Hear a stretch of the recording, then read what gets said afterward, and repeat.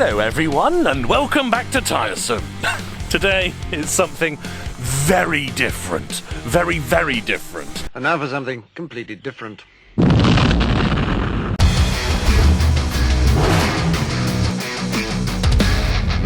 That's it everyone. The Supra is in imminent danger because we are about to fire up the giant MiG 195. Oh yes. Tim, by the way, if you didn't know, hi Tim, is a very, very good welder back in there, working on his own cars and everything in his driveway, just like we are doing here, which is one of the very, very big reasons why I purchased this car, because it came with a free Tim, and we are exchanging labour and skills and things like this to help each other out, and you will see his Supra on this channel as well, no doubt, sooner or later when we start working on it, and we'll both be cruising around going to Superfest. Is there a Superfest? Jap Fest. Maybe we'll have to settle for Jap Fest. But yes, before we do that, we're going to have a fiddle here. The reason why I say time for something completely different is this is not the episode where we start welding. Well, I guess technically it is, but probably not going to do anything on the actual car. We're going to use the old panels to do a bit of a dabble. And just see how this thing works, because it's quite industrious. And the thing is, with welding on cars are very thin, and welders are easy to get powerful, but they are hard to tame when you get down the low end and get a steady flow of, electrical current to then run a fine bead of weld over the metal. So we're just gonna have a dabble. What do you think, Tim, when you first look at this thing? Oh, by the way, super big thank you to my brother DJ for lending it to us, and also super big thanks to Sandy at Gilbert's Repairs, link down below. He's got a good YouTube channel, and of course my very, very good YouTube friend JP. We did a video with those guys and it was very good. They taught me the very basic foundations, but that's irrelevant because I've got this fella here. What do you think then when you look at this? It's a bit on the big side, really. It is a bit on the big side, that's for sure. I'm hoping that down low I can just get it adjusted right to do some... Have you looked at any settings yet? Okay, so it's on the switch 1 and 2, minimum, maximum, and there's a dial there as well. Yep. Yeah. 2, 1, wax, whatever. Yes. Oh, and the knob there's just for speed. The wire speed, yes. Yeah. Okay, so that's it. We just have to hope that that's all right. Yeah, at the moment we've got 0.6mm wiring. 6mm wiring. We do have 8, but really we should be using 6 on a car, I believe. Also, fun fact, I don't have a mask, so I'm going to look through the visor and shield myself from it. But obviously, guys, if you are welding or around welding, wear proper PPE, being serious this time.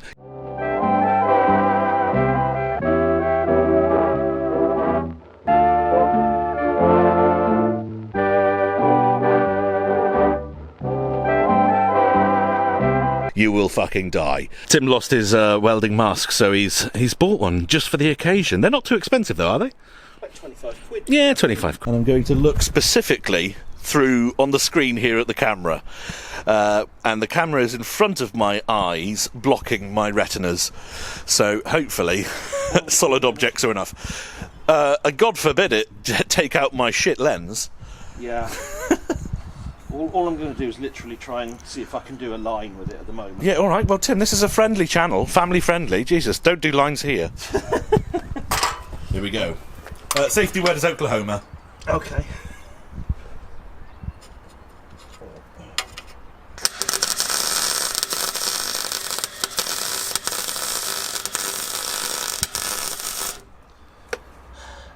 Nice. Yeah? Quite a nice bit of weld, actually. Sounds nice. Oh, it's slightly, that's not bad. It's not too bad. I mean, mate, your first squirt. Considering first squirt. Yeah. How many years was it since you welded? I did a little bit about 8 years ago. 8 years ago. And I did a lot about 20 years ago. Okay, yeah. So yeah, that's not fucking bad at all. Not too bad. See if we've got penetration through, because you'll see it on the back.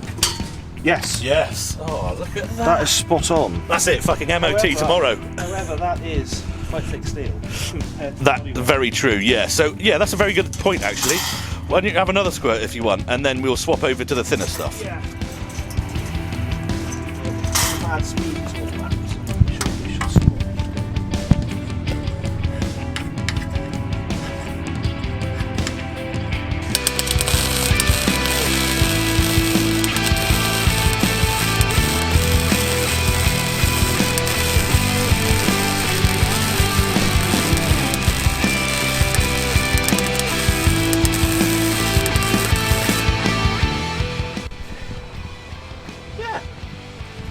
That ain't too bad. Yeah, that's good, isn't it? Oh, penetration check. Yeah. Look at that. So if you had a couple of bits of this together, that would weld that quite nicely. Yeah. Oh, that's fucking good news, that is. So all we've got to hope is we can control it now enough for the thinner stuff. Indeed. Let's grab some.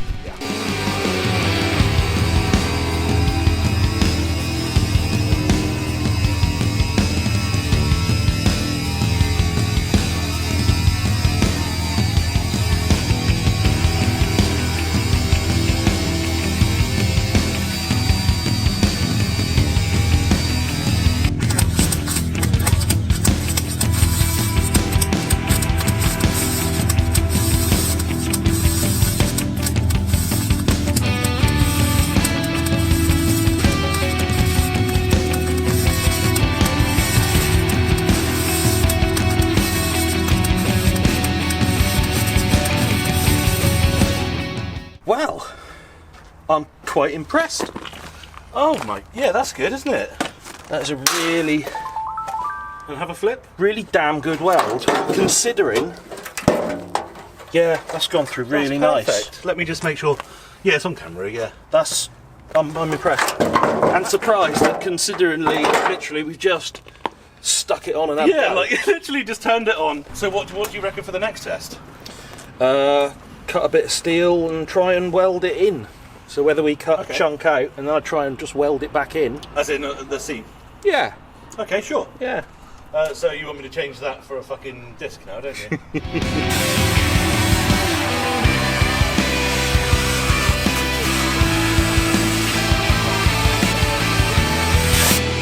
Have a go at that. Okay, so we have cleaned up a bit of metal. It's weird to see an attempt of like trying to weld like a rusty bit of metal back on. But let's have a look and see. This will be a bit of a decider because there's a train. Every time I pick the camera up, there's a train. Seriously, if your train is late, just ask me to start recording a video and it'll be there. So this is the make or break because this is us attaching a bit of metal from the Supra to the Supra, technically, you know what I mean. And if we can do this, that means we're pretty much just good to go. I will say though, it seems like it's going very well. Almost too well. We'll see, we'll see. Just to clarify everyone, the problem we've kind of got here is you get these magnets which were in Jay's video actually, and they're very useful for exactly what we're trying to do now. And we, as you can see, are using vice grips as well as the earth clamp to sort of keep that metal in place. So when this is a very rough test. Go for it, go on. Yeah.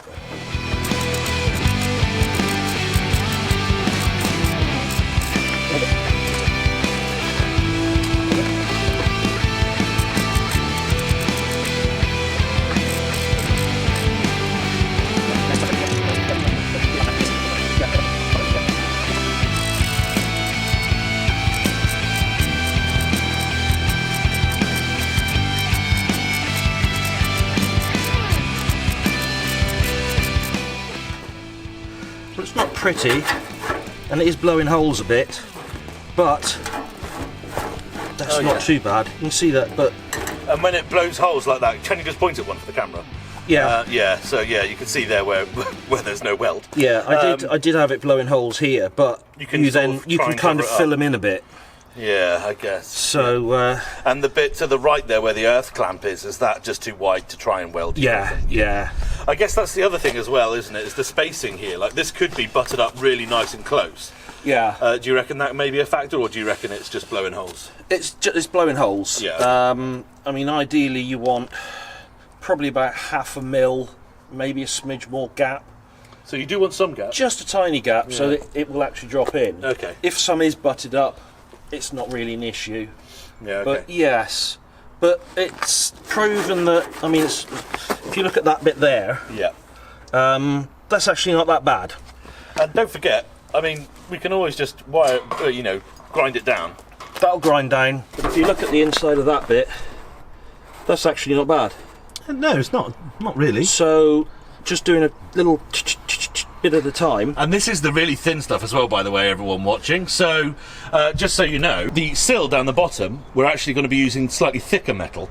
And then the wheel arch and the bodywork, if you like, is going to be this. Obviously, this is a wing. This is literally off the car. So, this is going to be... The sill is going to be... what do you reckon? The sill's probably going to be all right, really? Because it's thicker. Obviously, this bit, I don't know if this is thicker here, but we will be running down across that at some point. But what I will do with that is actually put a piece of metal in behind. Okay. So you've actually got, effectively, you're welding into something as well. Yeah, okay. So it makes it less likely to blow. Yeah. Nice.